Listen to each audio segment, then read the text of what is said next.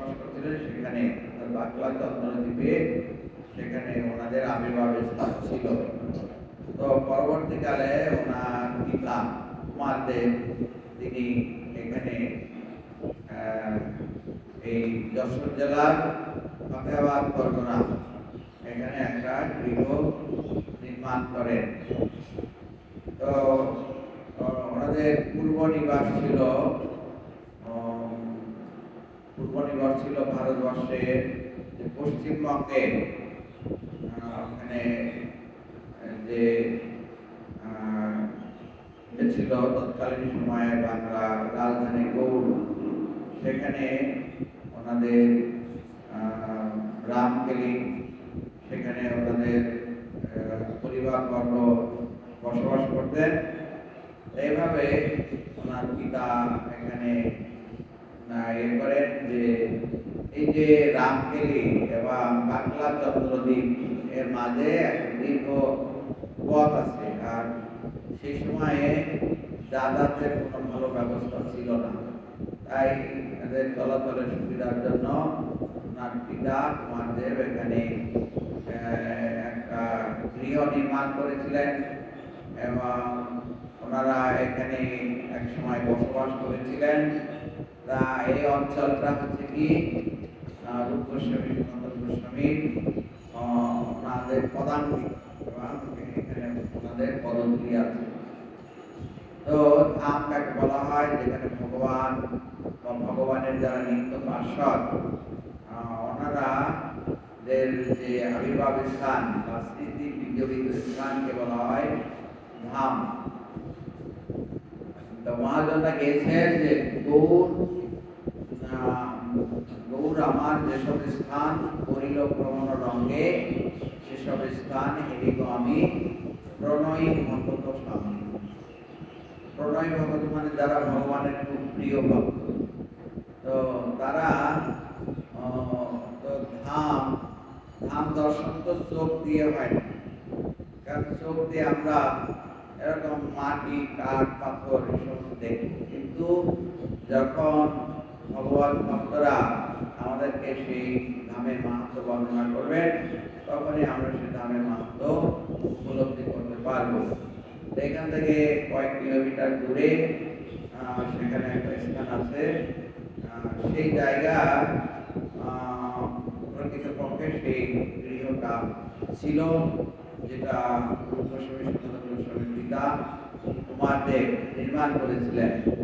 আমরা যখন প্রথমে এখানে আসি, তো এটা ছিল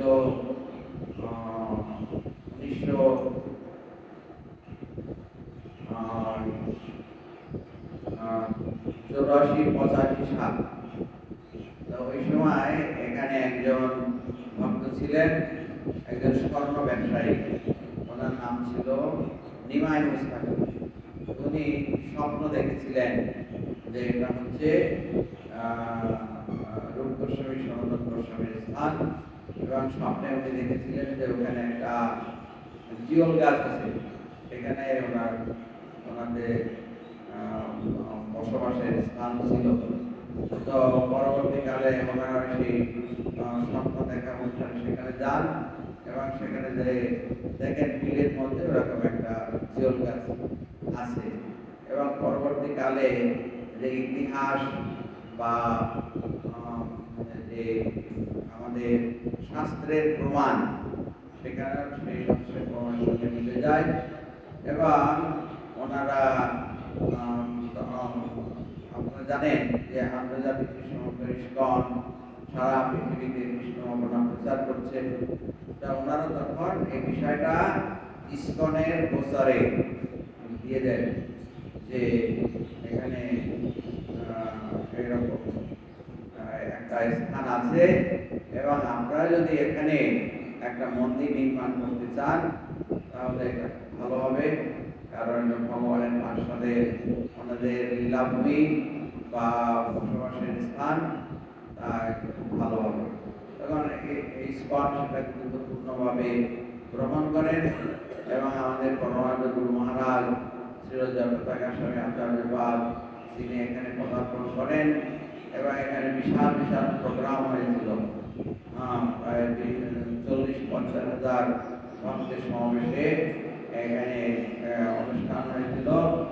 তো গুরু মহারাজ খুব অনুপ্রাণিত হয়েছিলেন যে একদিকে এখানে হচ্ছে চৈতন্য মহাপ্রভুর যে মুখ্য পার্ষদ বৃন্দ তাদের বসবাসের স্থান, আর অন্যদিকে এখানে হচ্ছে 96 গ্রাম, এখানে প্রচুর হিন্দু সমাবেশ আছে।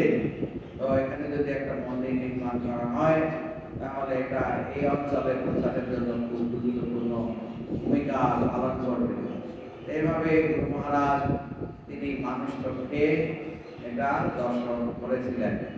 এইভাবে এখানে একটা মন্দির নির্মাণের পরিকল্পনা হয়।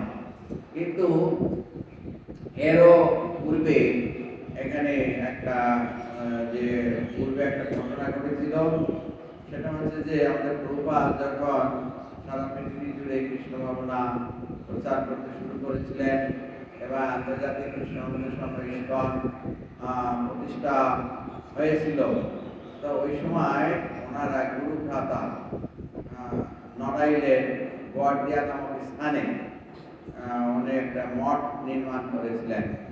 তো সেটা এখন বর্তমান রয়েছে। তো উনি ওনার নাম ছিল ভক্তি সম্বন্ধ দুর্যাস্বামী মহারাজ। তো উনি আমাদের প্রভুপাদকে একটা চিঠি লিখেছিলেন যে স্বামীজি, আপনি তো সারা বিশ্ব জুড়ে কৃষ্ণ ভাবনা প্রচার করছেন, তো আপনি যদি বাংলাদেশে আসেন, এই যশোর নড়াইলে এদিকে আসেন, তাহলে খুব ভালো হবে। প্রচারের জন্য আমরা আপনাদের সহায়তা করব। আর আপনারা এই অঞ্চলে যদি একটা মন্দির নির্মাণ করতে চান তাহলে আপনাদের জন্য আমরা জমির ব্যবস্থা করি। প্রভুপাদ ওনার এই গুজরাটের চিঠি পেয়ে খুব অনুপ্রাণিত হন, খুব খুশি হন এবং উনি সেই চিঠির উত্তর দিয়েছিলেন যে মহারাজ, আমি আপনার পত্র পেয়ে খুব আনন্দিত হয়েছি। তো বর্তমানে আমি প্রচারে ব্যস্ত আছি, তা আমি আমার শিষ্যবর্গ পাঠাবো, আপনি দয়া করে তাদের একটু গাইডেন্স দেবেন এবং তাদের প্রচারের জন্য সহায়তা করবেন। আর ভবিষ্যতে আমরা যদি ওখানে কোনো ভালো জমি পাই তাহলে আমরা সেখানে একটা মন্দির নির্মাণ করব। এইভাবে প্রভুপাদ ওনার গুরু ভ্রাতাকে প্রতিশ্রুতি দিয়েছিলেন যে এভাবে। সেই দুটো চিঠি আমাদের ইস্কনের যে পত্রিকা আছে সেই পত্রিকা ছাপা হয়েছে। তো তখনকার সময় থেকে সেই 71 সাল পরে থেকে বিভিন্ন ভক্ত, ইস্কনের বিভিন্ন ভক্ত বাংলাদেশে আসেন এবং প্রচারের জন্য উদ্যোগ গ্রহণ করেন। ওনারা এই নড়াইলে সেই মন্দিরে যে অবস্থান করেছিলেন, আবার বাংলাদেশের ঢাকায় যে গৌড়ীয় মঠ আছে, নানিন্দা গৌড়ীয় মঠ, সেখানে অবস্থান করেও ওনারা এভাবে প্রচার করছিলেন। তো প্রভুপাদ এই বাংলাদেশের গুরুত্ব বর্ণনা করেছিলেন তার শিষ্যদের কাছে যে পারমার্থিক দিক থেকে বাংলাদেশ খুব উন্নত আছে, কারণ এখানে ভগবানের চৈতন্য মহাপ্রভুর অনেক পার্ষদ, যেমন নিধি কৃষ্ণাতন, তারপর এখানে মুকুটদত্ত বাসুদেব ঠাকুর, তারপরে মোরারিপুত্র ঠাকুর, মানে অদ্বৈত আচার্য, এরকম মহাপ্রভুর অনেক পার্ষদ এখানে আবির্ভূত হয়েছেন এবং নামাচার্য হরিদাস ঠাকুর। তো শাস্ত্রে বলা হয়েছে কি যে ওনাদের যে পার্ষদ,